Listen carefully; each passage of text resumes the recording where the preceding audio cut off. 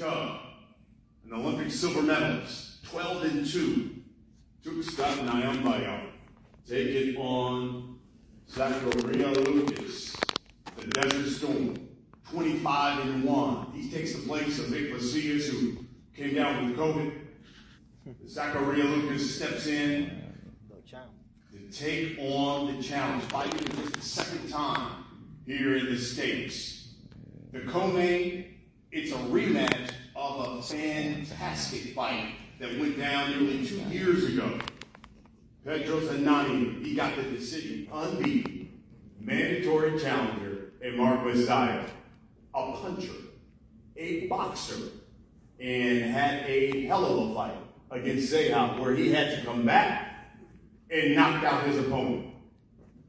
All right, Mr. Russell, it's great to have you back, and you have certainly had to deal with so much personally outside of the ring.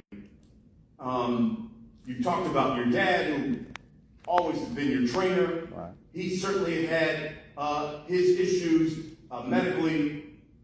You even talked about the other day that you had been dealing with a slight injury in this camp as you trained yourself. Will any of that be a problem for you come Saturday night?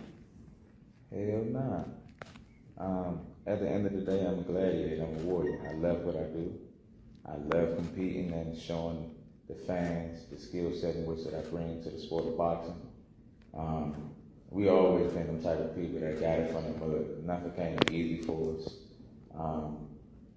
I'm never in unfamiliar territory. You know, I don't know anybody else that can cover for it. It's one thing because, you know, generally we see you once a year. It's been nearly 2 years since we've seen you. Father Time is undefeated. That's right. Any concern of ring rust, slippage at all from Mr. Gary Russell Jr. come Saturday night? Nah, no concerns. I'm always in the gym. My PI, somebody asked me when was the last time that I took 2 months off from training. That was probably since I was about 4 or 5 years old. You know, I'm always in the gym. Boxing is not just something that I do, it's a lifestyle for me. So even when at the conclusion of my sport, I still be in the gym, I still be training to keep myself in a certain type of condition, in a certain type of shape, regardless of what the situation is. So no signs of ring rust. We put the work in the gym. Mark, listen, he hasn't been very active. It's been nearly 2 years since he's fought. Do you think his inactivity and Father Time will be an advantage for you and be his undoing come Saturday night? Hi everyone. He's a really good fighter. I've been wanting him to fight with me since I was a kid. I was aiming a world title fight. Now this is opportunity comes to me, so I was so excited when one of the mandatory Gary Russell. No request for him. It's good. 5 have tried, Mark.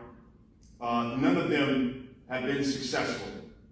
You tell us why you're the guy who will finally dethrone Gary Russell Jr. Maybe I'm the one who wants to beat him. Maybe the next the Saturday in a second loss. Gary, listen, you know every fighter has their critics. That's right. There's some big names out there. What's the message, I guess, you're trying to send to some of those big names who haven't gotten in the ring with you, and to those critics of Mr. Gary Russell Jr. come Saturday night? That's a tough question. Because to be honest with you, if I go out there and I destroy Mark come Saturday night, these big fighters, they not going to be too, they already haven't been in the rush to step in the ring with me. So I'm pretty sure they wouldn't be willing to step into the ring with me then. My message is always the same, you know, to display my superiority in the ring. I believe in intellect over athleticism, no matter what the situation is. I take my head off to Mark, because he's one of these guys that's willing to step in the ring and that's willing to actually compete and put it all on the line. He wants to become a champion. I know he's going to give it his best. a lot of these guys that become champions or that are champions, they tend to try to hide in the shadows at that point. They don't want to compete against the best. So I know Mark is going to bring his physical best. I know he wants it. You know, so it's a pleasure to be able to share the field of battle with you. That's it. That's all. We coming. We coming. Mark, you know, opponents that Gary has faced, he's faced aggressive guys.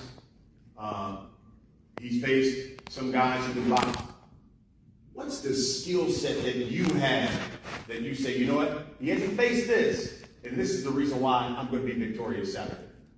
I can fight, I can adjust the fight in the middle of the fight. I have the speed, you speed, I have the speed. So the change is Saturday. So let's go. You know, you told the media on Saturday night, Gary Russell Jr. is going to find out what Filipinos are made of. Yeah. Tell us what you meant by that. Because there's a lot of here that I don't have skills like him, but Filipinos are Filipino. We're born strong. We are warriors. Love it. Lastly, Gary, you know, for those guys, and I'm talking about those big names who certainly are going to be watching this fight, what do you say to those guys?